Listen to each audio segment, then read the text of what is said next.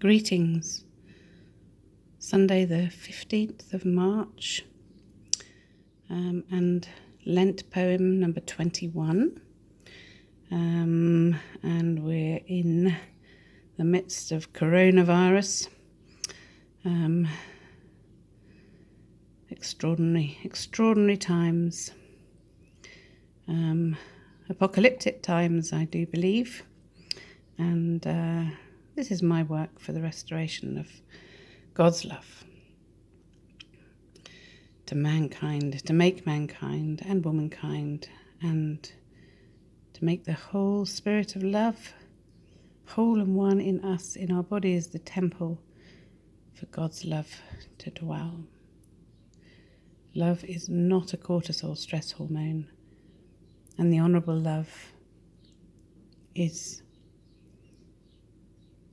the states of being worthy of honour that create positive health and well-being that many take for granted.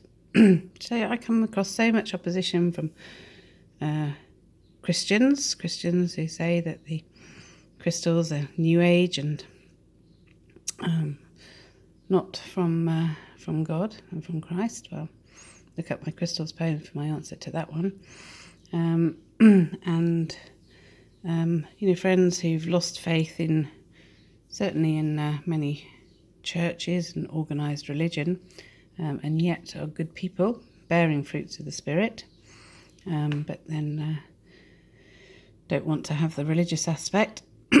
But religion is merely something that we adhere to, that we align ourselves with in order to exercise. Well, actually, religion can be anything. It can be positive or negative, but it's only the positive that is worthy of honour for creating health, well-being and life within us. So, virus hitting the world, everything's shutting down. We need a lot of change. And all of these poems will show you why.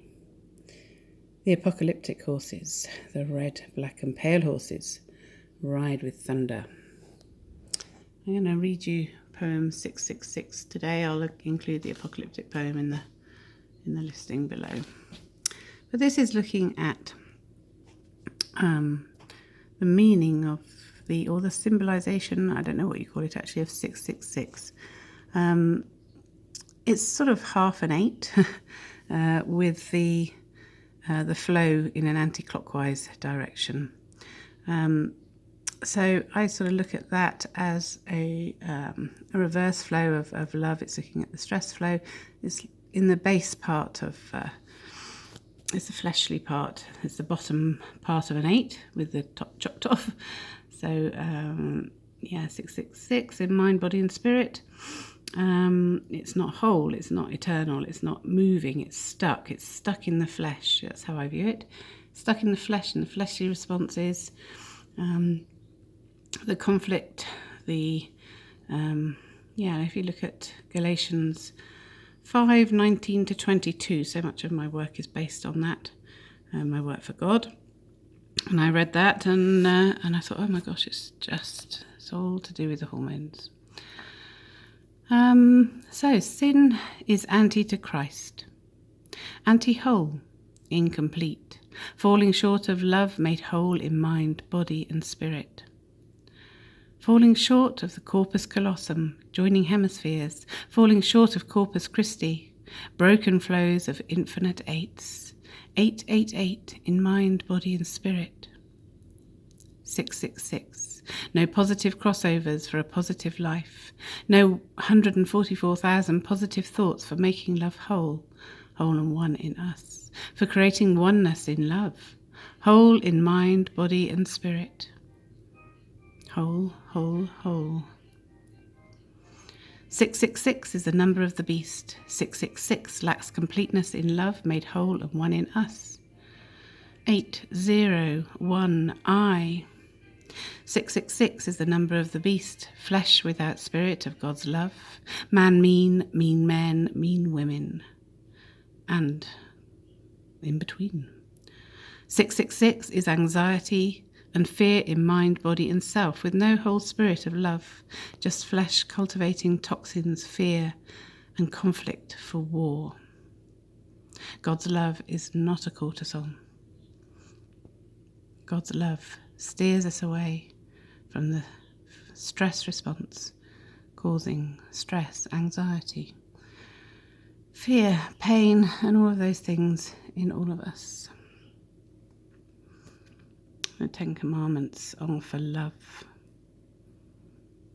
There is only one who is love and light and causes love to become whole and one in us. And that source of love and light, I think, is worthy of all honour. Because if you're not in agreement with the 10 Commandments, well, what does that say? What does that say about you?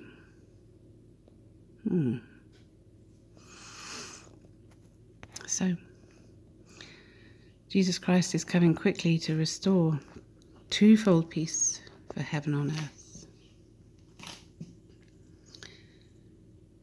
for healing all nations, for switching our nervous system. We will be changed just as in the twinkling of an eye, but we must have that consciousness.